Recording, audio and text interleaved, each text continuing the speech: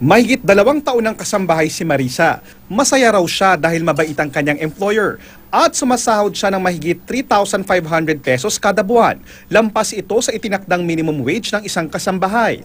Meron din siyang day off at 5-day annual incentive leave. Napaka-importante po talaga yun sa akin na tsaka madadala ko po talaga sila, tsaka paminsan-minsan maalagaan ko naman po sila. Sa inilabas na utos ng DOLE, dapat nang dagdagan ang mga leave benefit ng mga kasambahay.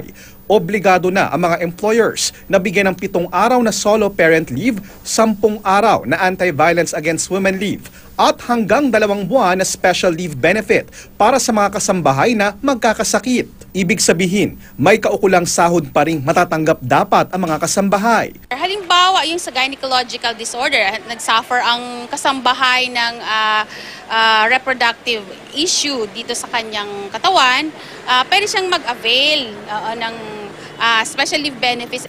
Handa naman daw ang ilang employers, gaya ng employer ni Marisa, na sundin ang bagong kautusang ito.